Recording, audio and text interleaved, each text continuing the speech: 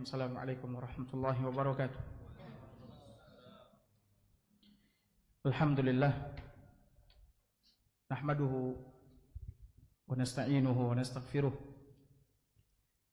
Wa na'udzu billahi min shururi anfusina wa sayyiati a'malina.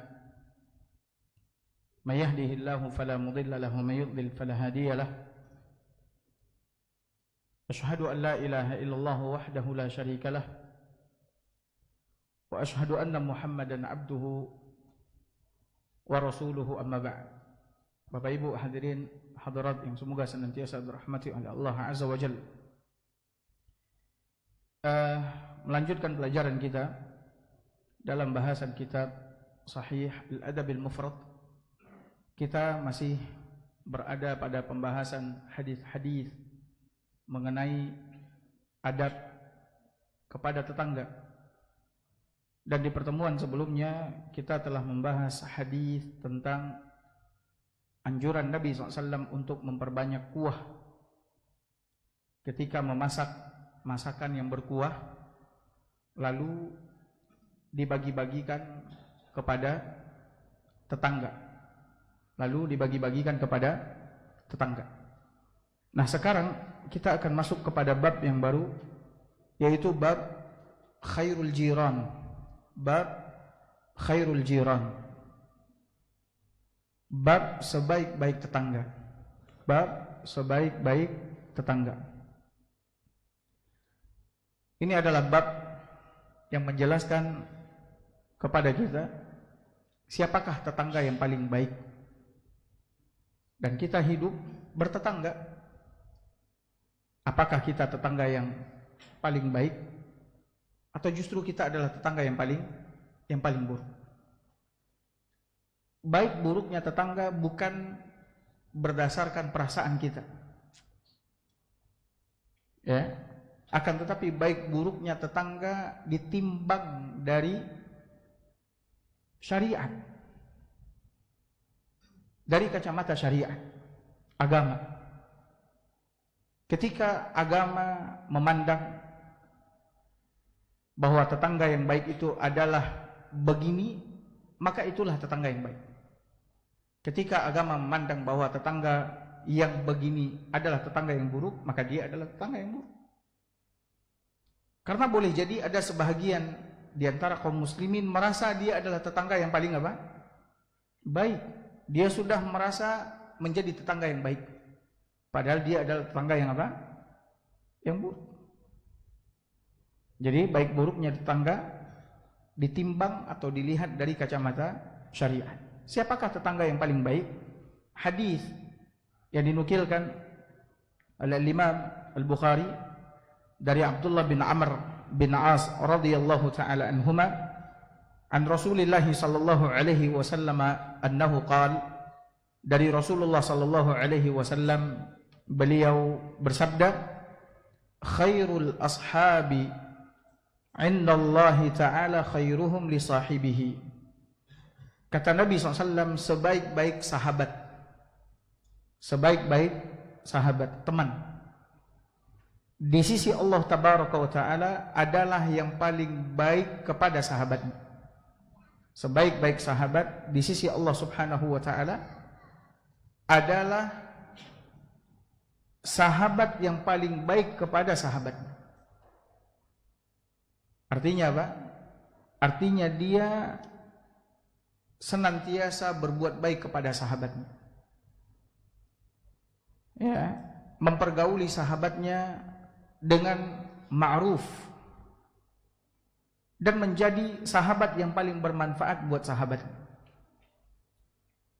Maka sahabat yang terbaik di sisi Allah adalah yang paling baik kepada sahabatnya. Tentunya ini dalam hal kebaikan, bukan dalam hal keburukan. Karena sahabat yang buruk memandang bahwa sahabatnya yang paling baik adalah yang membantunya dan mendukungnya dalam keburukan. Sehingga pandangannya seseorang yang membantunya, mendorongnya di dalam keburukan adalah sahabat yang paling baik, ini adalah keliru. Ya. Dan tak jarang kita dengar orang-orang yang bersahabat, berteman di dalam keburukan, ketika dia mendapati temannya, sahabatnya membantunya dalam keburukan, dalam dosa dan maksiat, dia mengatakan kamu adalah sahabat yang paling baik. Ini menurut dia. Tapi menurut Allah Azza wa Jalla, dia adalah sahabat yang paling apa? Paling buruk. Karena sahabat yang paling baik adalah sahabat yang membantu kita di dalam ketaatan, di dalam beribadah kepada Allah, di dalam kebaikan. Dan banyak memberikan manfaat kebaikan buat kita. Dan seburuk-buruk sahabat adalah sahabat yang membawa kita kepada keburukan, membantu kita untuk menjadi orang yang buruk. Ya, dia adalah sahabat yang paling apa? Yang paling buruk. Nah, di sini Nabi SAW mengatakan bahwa sebaik-baik sahabat di sisi Allah adalah yang paling baik kepada siapa? Sahabat. Nah, sudahkah kita menjadi sahabat yang paling baik buat sahabat kita? Ketika dia kesusahan, kita bantu. Ketika dia menyimpang, kita menarik tangannya, kemudian kembali mengarahkannya kepada jalan yang apa? Jalan yang lurus. Ketika dia kesusahan, kita berdiri bersama dengannya di dalam kesusahannya. Ketika dia bersedih, kita juga ikut apa? Bersedih. Inilah sahabat yang paling baik di sisi Allah Subhanahu wa ta'ala. Kemudian Nabi SAW mengatakan, wa khairul jirani indallahi khairuhum li jarihi.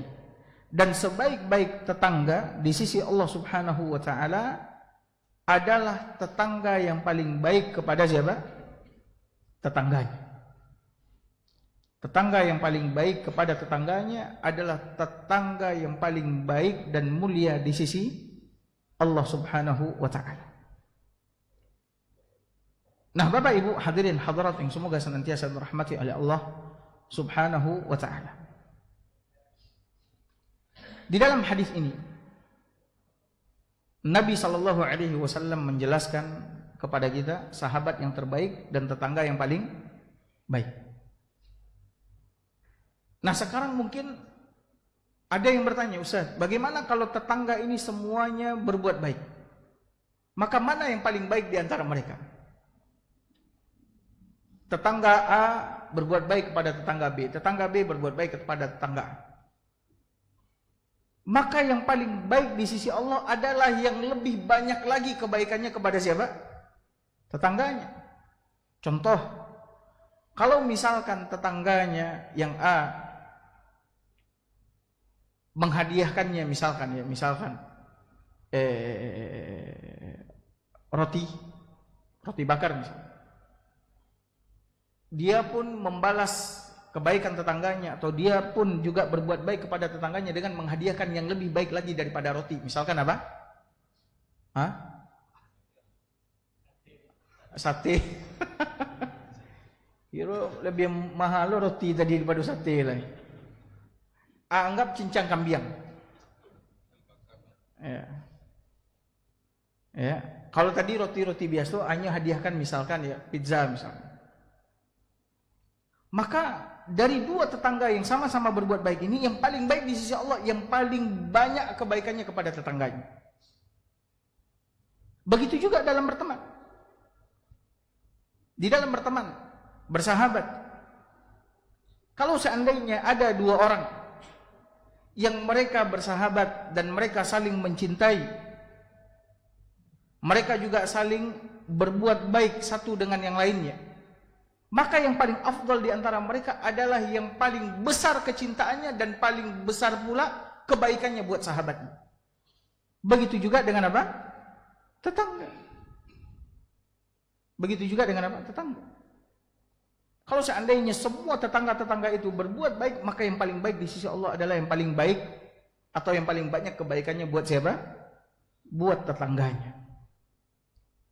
Makanya di dalam sabda Nabi SAW yang barusan kita bacakan, sebaik-baik sahabat adalah yang di sisi Allah adalah yang paling baik kepada sahabatnya, dan sebaik-baik tetangga di sisi Allah adalah yang paling baik kepada tetangganya. Di dalamnya, kata para ulama, di dalam ucapan Nabi ini terdapat hathun 'alal qiyami biwajibil jar. Di dalamnya terdapat dorongan, motivasi dari Nabi SAW kepada kita untuk menunaikan hak persahabatan dan hak bertetangga. Ya, kalau kita memang bersahabat, maka tunaikan hak persahabatan. Apa hak persahabatan? Ya, apa hak persahabatan? Itu berbuat baik kepada sahabat kita, mempergaulinya dengan cara yang ma'ruf. Ya, dan tidak menyakitinya dengan lisan kita, dengan perbuatan kita. Kemudian membantunya ketika dia susah. Gembira, senang dengan kegembiraannya dan kesenangannya. Kemudian sedih dengan kesedihannya. Itulah hak persahabatan. Kemudian menarik tangannya ketika dia melenceng, ditarik kemudian diarahkan kepada jalan yang lurus. Mengingatkannya ketika dia lalai. Ini hak-hak persahabatan. Dan menjauhi segala hal yang akan merusak persahabatan itu. Khianat, dengki, dendam. Ya. Kemudian mencintainya sebagaimana kita mencintai diri kita. Ini adalah hak persahabatan, persaudaraan yang harus kita tunaikan. Ya, begitu juga dengan tetangga. Ya, syariat menyuruh kita dari hadis Nabi SAW ini untuk menunaikan atau melaksanakan kewajiban kita sebagai tetangga kepada tetangga kita. Yaitu apa? Memuliakannya, membantunya, ya, melindunginya, menjaganya, kemudian berbuat baik kepadanya. Maka di dalam hadis ini terdapat dorongan dari Nabi kepada kita untuk banyak berbuat baik dan berlomba di dalam apa? Berbuat baik. Jangan kita mencukupkan diri ketika tetangga berbuat kebaikan satu, kita pun juga berbuat baik kepadanya berapa? Satu. Sementara Allah Subhanahu wa taala menyuruh kita untuk apa? Fastabiqul khairat.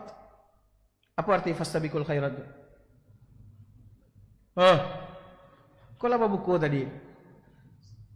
Apa arti fastabiqul khairat? Berlomba-lombalah kalian di dalam kebaikan. Perintah Allah untuk berlomba-lomba dalam kebaikan. Apakah kita ketika akan berbuat baik, melakukan kebaikan, kita menunggu orang berbuat baik dulu kepada kita? Apa kita tunggu orang dulu berbuat elok baru kita berbuat elok? Tidak. Justru kita terus berbuat baik kepada orang. Terus berbuat baik kepada orang. Dengan mengharapkan apa? Pahala dari Allah Azza wa Jalla. Jangan pernah apa? Menunggu orang berbuat baik dulu kepada kita baru kita kemudian berbuat. Itu namanya tidak fastabiqul khairat namanya. Itu namanya membalas kebaikan dengan apa? Kebaikan. Dan itu hal yang wajar. Orang berbuat elok kepada kita, masa kita tidak boleh kebaikan orang kepada kita? Yang dikatakan berlomba adalah kita saling berlomba. Terus berlomba. Ketika saudara kita berbuat baik kepada kita, misalkan 50, kita berbuat baik kepadanya 60. Dia berbuat baik kepada kita 70, kita berbuat baik kepadanya 80. Fastabiqul khairat. Ya. Maka seperti itulah seharusnya kita. Jadi fastabiqul khairat bukan berarti kita tunggu dulu orang lain berbuat baik kepada kita, tetangga kita berbuat baik kepada kita, tidak.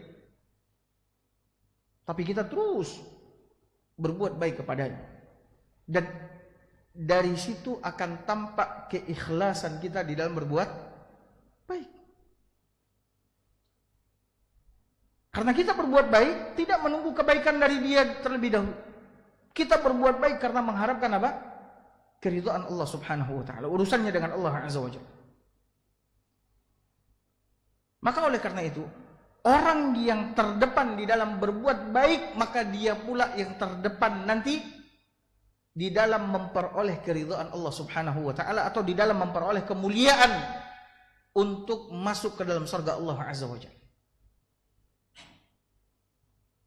Karena manusia ini besok bertingkat-tingkat, ya, tidak sama di dalam meraih keridhaan Allah Azza wa Jalla di akhirat kelak. Ada orang yang lebih dahulu dipersilahkan oleh Allah Azza wa Jalla untuk mendapatkan ampunannya, untuk mendapatkan keridhaannya, untuk mendapatkan surganya. Ada orang yang Allah jadikan di belakang, dan itu ditentukan dari sejauh mana kita di dalam berbuat kebaikan berada di barisan terdepan. Semakin kita terdepan terus di dalam kebaikan, di dalam ibadah, maka mudah-mudahan itu juga menjadikan kita nanti di akhirat menjadi orang yang terdepan memperoleh ampunan Allah, keridhaan Allah, dan surga Allah Subhanahu wa ta'ala. Makanya oleh karena itu Bapak Ibu hadirin hadirat dimuliakan oleh Allah, sabda Nabi SAW, sebaik-baik sahabat di sisi Allah adalah yang paling baik kepada sahabatnya. Berarti kita disuruh untuk berpacu dan berlomba dengan sahabat kita di dalam berbuat baik. Sebaik-baik tetangga di sisi Allah Azza wa Jalla adalah yang paling baik kepada tetangganya. Berarti kita disuruh berpacu dengan tetangga kita di dalam berbuat baik. Ya, seperti itu seharusnya kita memahami hadis Nabi Sallallahu Alaihi Wasallam. Nah, Bapak Ibu hadirin hadirat yang semoga senantiasa dirahmati oleh Allah Subhanahu wa ta'ala. Maka ketika kita menjadi tetangga yang baik, maka kita adalah orang yang terbaik pula. Terbaik di sisi Allah dan terbaik di sisi manusia.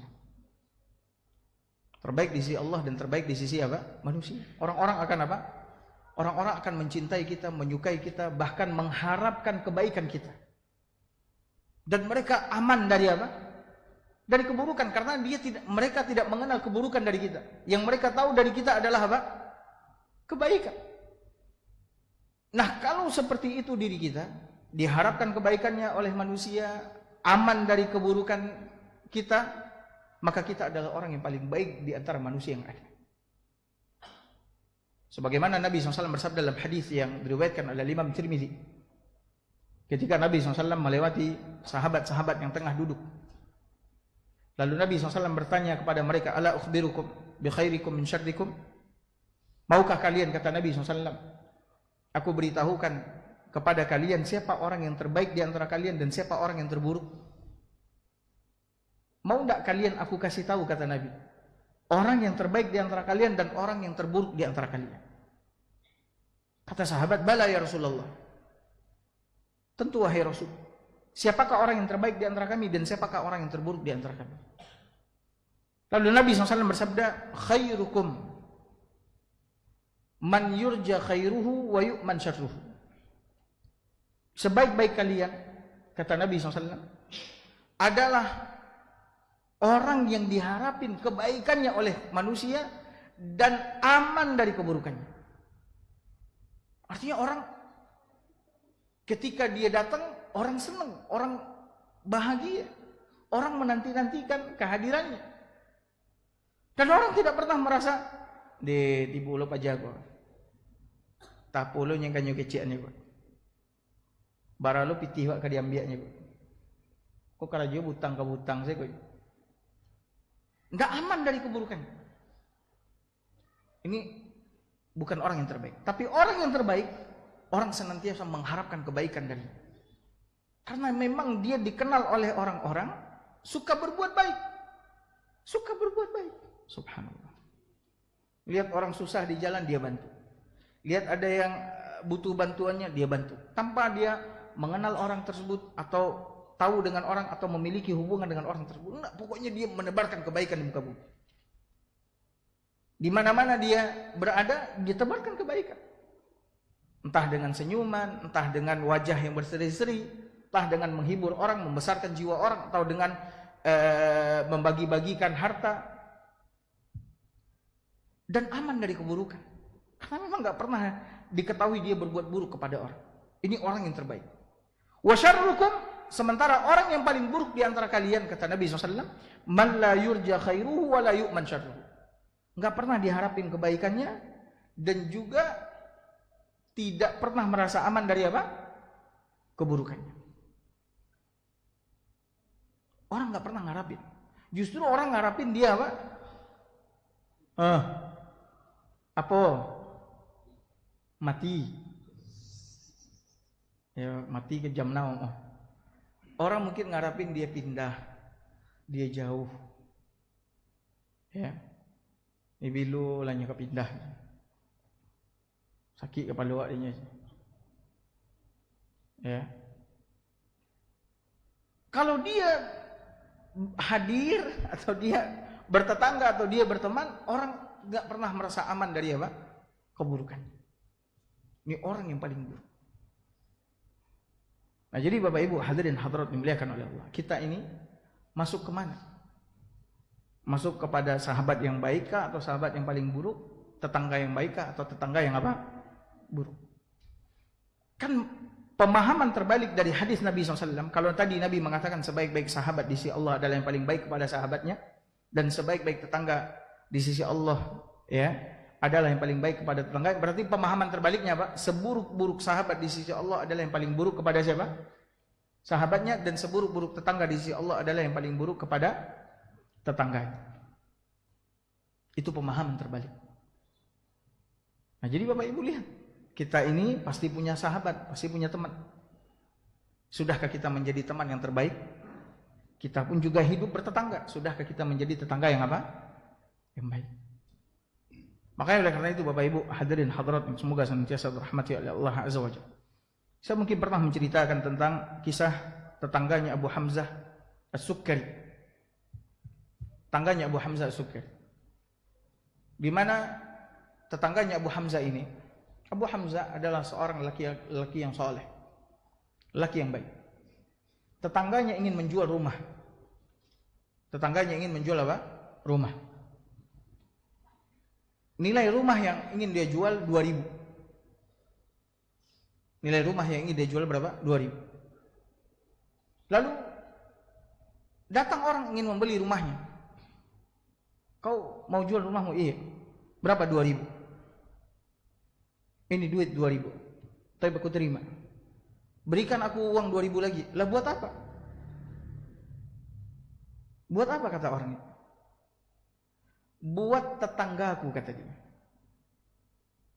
Lah apa urusannya? Nah, kau kalau tinggal di sebelahnya, kau akan mendapatkan banyak kebaikan darinya. Karena dia adalah tetangga yang baik. Ya, kalau aku tidak ada, dia menjaga rumahku, menjaga keluargaku. Kalau aku kesusahan, maka dia membantuku. Kemudian dia senantiasa menyapaku, ramah kepadaku. Kemudian senantiasa memberikan apa saja yang aku minta. Ya, dia tetangga yang baik dan sering berbuat baik kepadaku. Rumah sudah kau beli, sekarang nilai tetanggaku, nilai bertetangga dengan Abu Hamzah katanya. Maka orang yang tidak peduli dengan tetangga maka akan mengatakan, ayo nak doakan gini. Masa dem bayar lo bertetangga aja. Ya. Akhirnya kalau kau tidak mau bayar, ya sudah, ini uang. Ini uang. Didengar oleh Abu Hamzah. Tetangganya ini mendengar bahwasanya tetangganya ingin menjual apa? Rumah. Dan dia ingin menjual 2.000, kemudian tambah lagi 2.000 karena apa? Bertetangga. Maka Abu Hamzah datang membawa uang 4.000, kemudian memberikan kepadanya, wahai fulan, janganlah kau pindah dari rumah ini, jangan kau jual rumahmu, aku bayar rumahmu ini 4.000 dan tinggallah engkau di sini. Subhanallah. Ada tetangga nama dia itu gigi dona. Wah, kau jual rumah lu tuh? Yang ada gini kok bikin dia acara pindah dari siku aja. Subhanallah. Ini tetangga yang luar biasa. Maka berusaha menjadi tetangga yang luar biasa. Tetangga yang paling baik di sisi Allah Subhanahu wa taala. Baik, bab berikutnya. Penulis rahimahullahu taala berkata bab al-jar as-salih. Bab al-jar as-salih. Bab tetangga yang saleh. Tetangga yang apa? Yang saleh, yang baik. An-Nafi' ibn Abdul Harith an Nabi sallallahu alaihi wasallam qaal, dari Nafi' bin Abdul Harith, dari Nafi' bin Abdul Harith, dari Nabi sallallahu alaihi wasallam, dia berkata, atau dia bersabda, Nabi SAW bersabda, min sa'adatil mar'il muslim, di antara kebahagiaan seorang muslim, di antara kebahagiaan seorang muslim. Perhatikan di sini Bapak Ibu hadirin hadirat dimuliakan oleh Allah, Nabi menyebutkan di antara kebahagiaan orang muslim. Berarti kebahagiaan itu ada di dalam apa? Islam. Kebahagiaan itu ada di dalam Islam. Hanya Islam satu-satunya agama yang akan menuntun pemeluknya kepada kebahagiaan, keselamatan, kemuliaan, kebaikan dunia dan akhirat. Makanya oleh karena itu, dalam hadis yang sahih diriwayatkan oleh Imam Muslim, Nabi SAW pernah bersabda, qad aflah man aslam. Sungguh beruntung orang yang masuk ke dalam Islam. Nabi mengaitkan keberuntungan dengan keislaman. Maka jangan pernah di antara kita berpikir kita ini bukan orang yang beruntung. Kita ini bukanlah orang yang dikelilingi kebahagiaan, tidak. Justru kebahagiaan yang paling mendasar itu adalah apa? Islamnya kita. Islamnya kita. Karena kebahagiaan tidak bergantung kepada apa? Harta. Betapa banyak orang yang melimpah hartanya tapi hidupnya tidak apa? Bahagia. Kebahagiaan juga tidak bergantung pada apa? Jabatan. Betapa banyak orang yang punya jabatan tapi dia adalah orang yang dicela, dilaknat, dikutuk oleh orang-orang. Ya. Kebahagiaan juga tidak ada pada apa? Popularitas. Betapa banyak orang yang telah mencapai popularitas yang sangat tinggi pada akhirnya dia bunuh diri. Kebahagiaan itu ada di dalam Islam. Islam yang akan membuat kita menjadi manusia yang bahagia. Bagaimana Islam akan membuat kita bahagia? Dengan memberikan petunjuk-petunjuknya yang mulia yang datang dari sisi Allah Azza wa Jalla.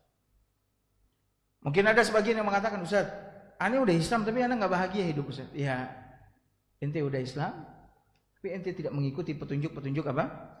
Islam. Ikuti petunjuk Islam, maka kau akan bahagia. Ya, ikuti petunjuk-petunjuk Islam. Nah, bagaimana caranya mengikuti petunjuk-petunjuk Islam? Yaitu dengan cara belajar. Dengan cara belajar. Maka semakin kita mendalami Islam, semakin kita menjadi orang yang bahagia. Pelajaran yang penting itu. Semakin dalam luas ilmu kita tentang Islam, maka semakin besar pula kebahagiaan buat kita.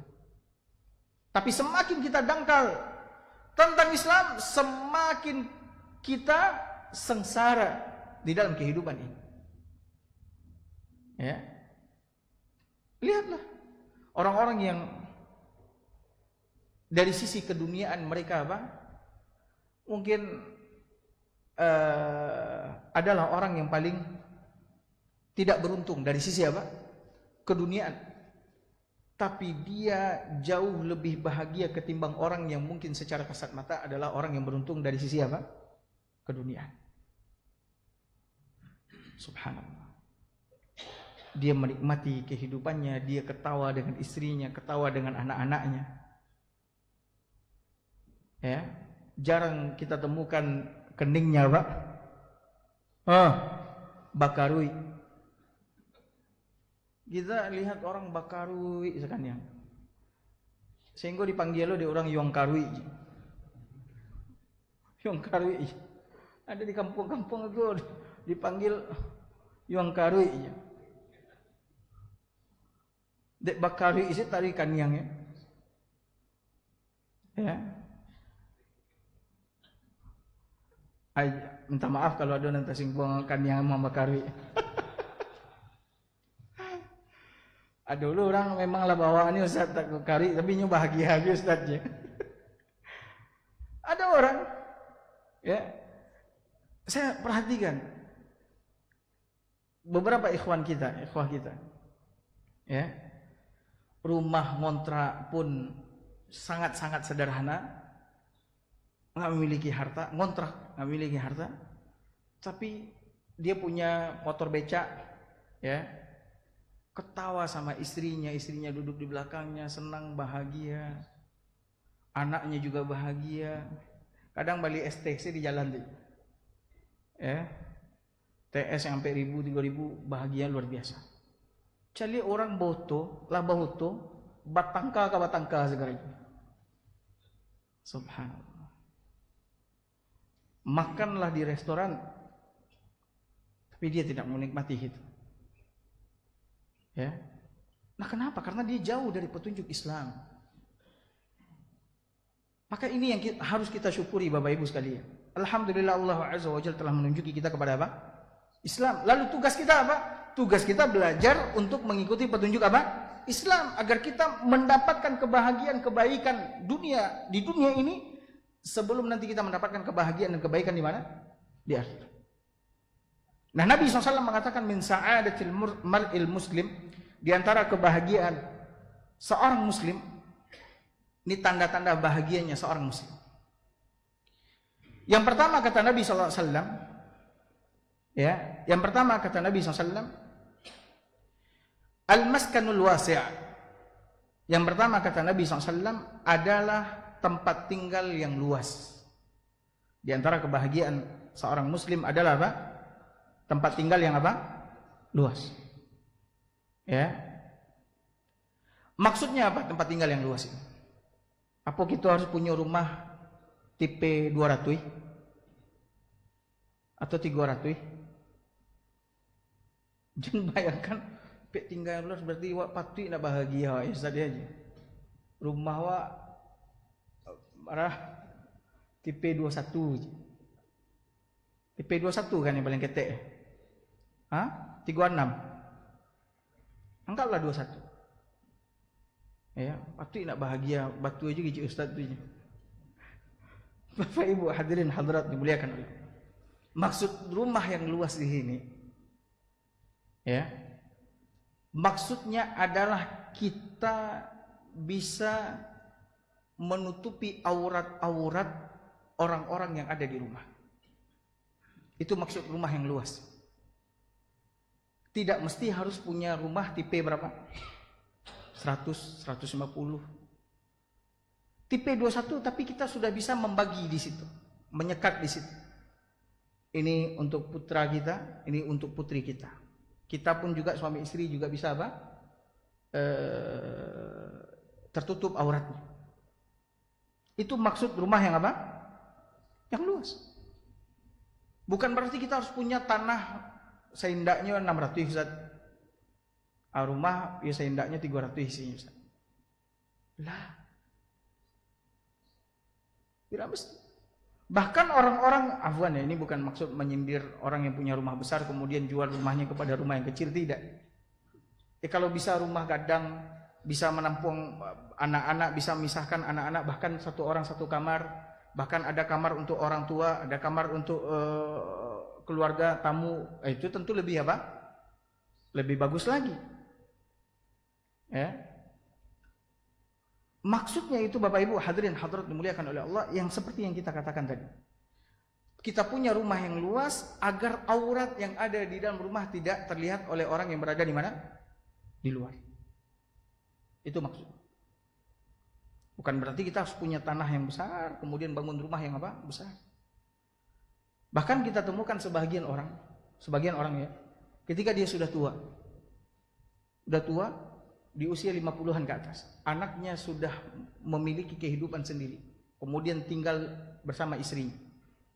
Tak jarang kita temukan orang-orang tua yang seperti ini ingin menjual rumahnya kemudian mengganti dengan rumah yang apa? Yang kecil.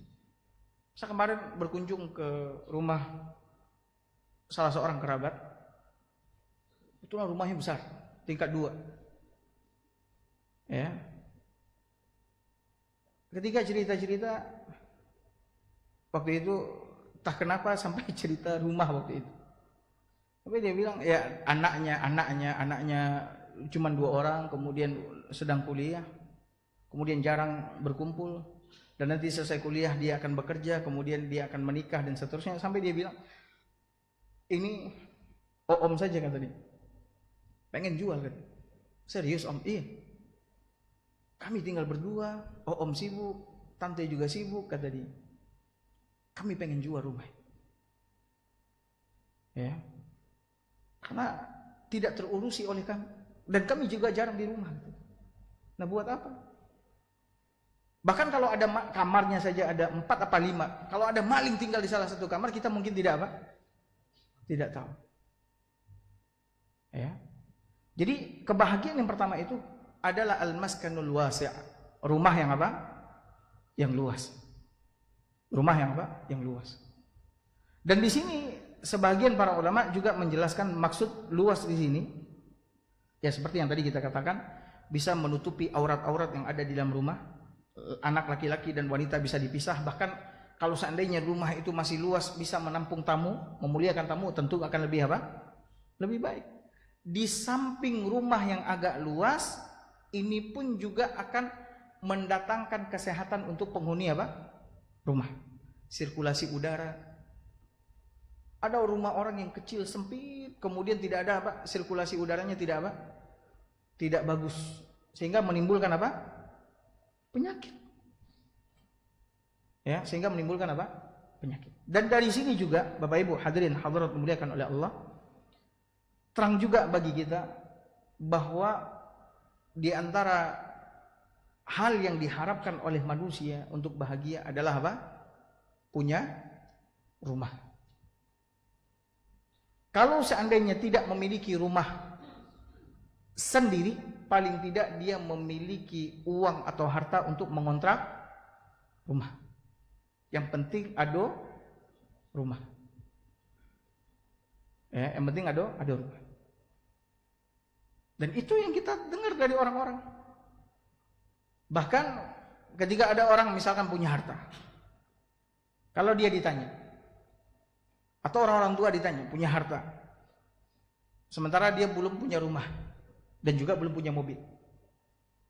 Atau kita misalkan punya harta, kita belum punya rumah, belum punya mobil. Tanya sama orang tua, ya, kok ada pitih ini, 500 juta. Ma yang harus wak duluan, buat rumah dulu atau bali oto? Apa kecil orang tua? Apa kecil orang tua? Kok kayaknya tidak pernah punya pitih, tidak pernah bertanya udah ya. Rata-rata orang tua akan menyarankan apa? Rumah dulu. Ya, rata-rata orang tua akan menyarankan apa? Rumah dulu. Adapun kendaraan gini lah banyak apa? Sarana-sarana kendaraan untuk pergi dari satu tempat ke tempat yang lain. Tapi kalau rumah, dan ada orang memang rumah ini mendatangkan kebahagiaan. Saya ada teman, ya nggak usah saya sebutin dia orang yang berilmu. Pusing kepalanya karena belum punya apa? Punya rumah. Sementara dia udah punya mobil, tapi dia nggak punya harta untuk bangun rumah. Dan setiap ketemu cerita, agak sering dia menceritakan tentang masalah di rumah. Iko kalau lah di usia sama orang yang punya rumah, tidak tahu nih apa ikamah. Makanya apa yang Nabi SAW katakan? Di antara kebahagiaan seorang Muslim adalah apa? Adalah memiliki rumah yang luas. Luas di sini maknanya bukan berarti kita bangun rumah sebesar lapangan bola, mini soccer misalnya. Tidak. Tapi rumah yang besar di sini, rumah yang bisa menutupi aurat-aurat penghuni rumah. Dan kita juga tidak boleh berlebih-lebihan di dalam menginfakkan harta untuk membangun apa? Rumah. Sekarang kita lihat dan kita dengar orang bangun rumah sampai puluhan miliar. Puluhan miliar. Ya Allah ya Rabbi. Sementara sedekah dia tidak pernah apa? Keluarkan. Ya. Kemudian dia tidak peduli dengan tetangganya. Dia bangun rumah bagaikan istana. Nah, buat apa itu semua? Dan rumah yang hakiki bukanlah rumah yang sekarang kita tempati. Rumah yang hakiki yang mana? Yang 2 kali 1.